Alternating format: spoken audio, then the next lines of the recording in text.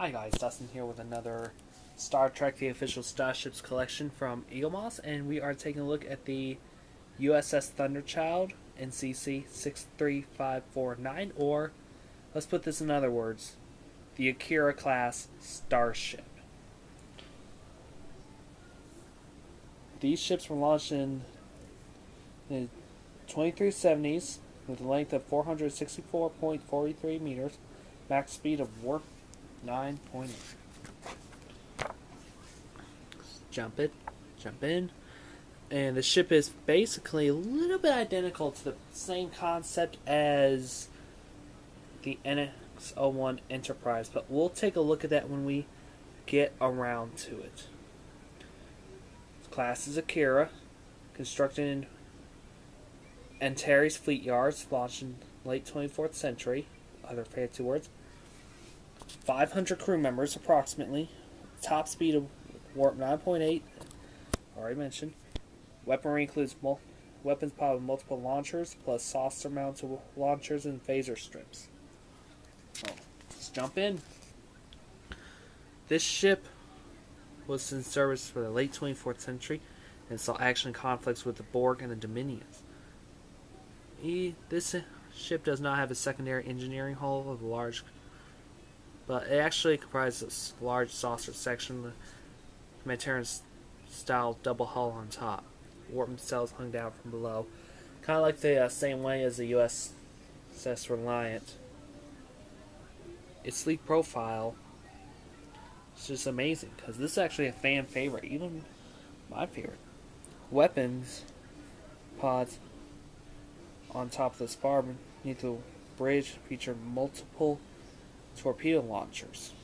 So basically more bang for your buck. Oh, and if you're hearing that in the background, it's that talentless Rod Stewart. Never liked him, but I don't blame him. So, Akira Class featured 3 shell bay doors set side by side, notched at the front of the saucer. And that's a really much of a unique design. 600 were part of the Operation Return in order to take back Deep Space Nine from Dominion control. Several Akira Class starships were a part of the Armada that fought Borg Battle Sector 001, including one that was destroyed, but who knows. Here's the Akira. This is the Utopian planet TF Fleet Yards on Mars. Day of V-Day, Emergency Defense Force 27 vessels, including several Akira-class ships, hastily assembled to intercept Borg when the conduits detected from less than a light year from Earth. Turned out the Borg spear that emerged from the conduit destroyed from within by the U.S.S. Voyager. The fleet merely had to escort her home. So that was basically originally their plan. Destroy the Borg spear, take Voyager home. But instead, Voyager destroys them, all they have to do is escort Voyager home. Here is the design, the plan views. You have the warp cells that just hangs down at an angle. And you have a long phaser array that goes around. And right here we actually have the engineering hull on either side, because basically it does not have that same concept as the Enterprise does. Navigation deflector and shell bay doors right here, and torpedo launchers up on top. Basically that has a roll bar design like the Reliant. There's more. There's your shell bay doors back here, 1s and 2.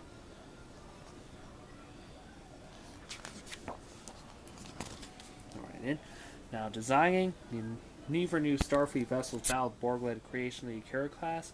So, basically, it's a design that's a film favorite with fans. Even my favorite. Akira Class was created especially for the opening battle scenes with the Borg in Star Trek First Contact. So, there are basically 18 different designs for Battle Sector 001 for the starships. Basically, the design of the Akira Class became huge favorite. This is the drawing concept. It's not the U.S.S. Thunderchild. It's basically the U.S.S. Akira, NCC 2497.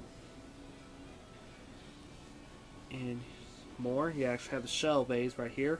This one is open, this one does not, but it looks cool. Here you have the design that was quickly approved by the producers for Star Trek First Contact. And the illustrators were passed on to the CGI models, Larry Tan and Paul Theon of Industrial Light and Magic. Now, filming this bad boy, it's a CGI, while featuring elaborate battle sequences along numerous other ships. So basically every other ship you see in the Battle Sector 001 or Star Trek First Contact, they're all CGI. Here's the enhanced version, the Akira Class, and producing it means showing a spectacular scene such as escaping the explosion of a Borg cube. And on screen, Star Trek First Contact, it actually appeared in 2 different TV shows, like Deep Space Nine and Voyager. One is actually Deep Space Nine, named Sacrifice of Angels. It's when the Dominion were just hours away to save a minefield around the Bajoran wormhole that is preventing their reinforcements from entering the Alpha Quadrant. Starfleet launched a massive operation to retake Deep Space Nine. In the battle ensues, casualties mount. The Dominion deactivate the minefield. Victory appears to be theirs, but all that stands their way is a defiant prayer from Captain Sisko to the prophets. And for Star Trek Voyager, message in a bottle. Holographic Doctor of the U.S.S. Voyager, NCC 74656, sent to a Starfleet ship the Alpha Quadrant via a alien relay network.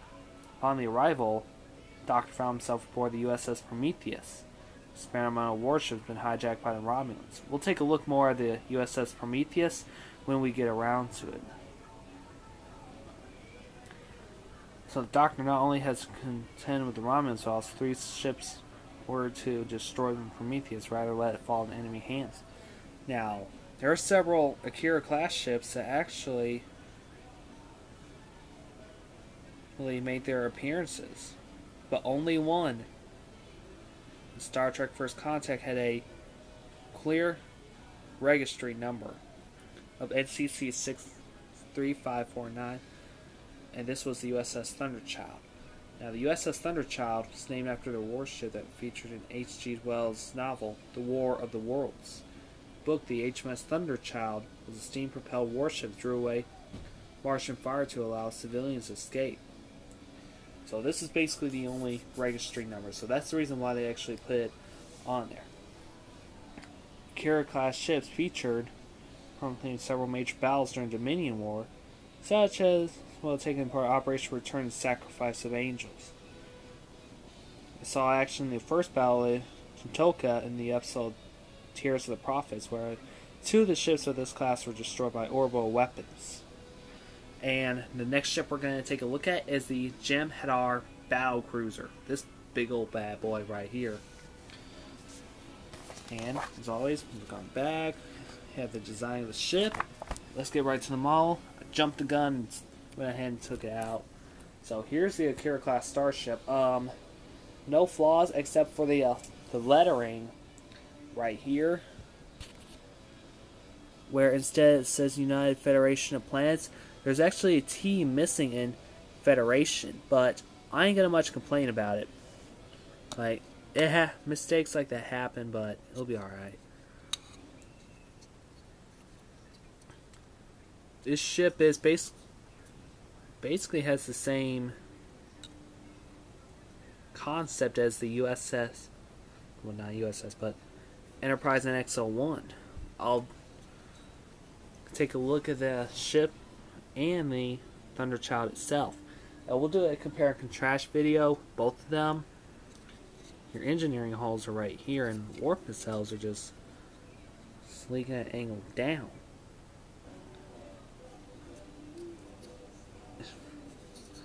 There's a deflector dish right here. And it actually looks cool. The Akira Class is actually one of my favorite ships, and actually big and bad too. Because you don't know if those Borg guys are gonna try to take you out. Basically, the Akira Class is basically a tactical ship. I play Star Trek Online, and this was actually my favorite ship of all time. I actually piloted one in Star Trek Online, which was real fun.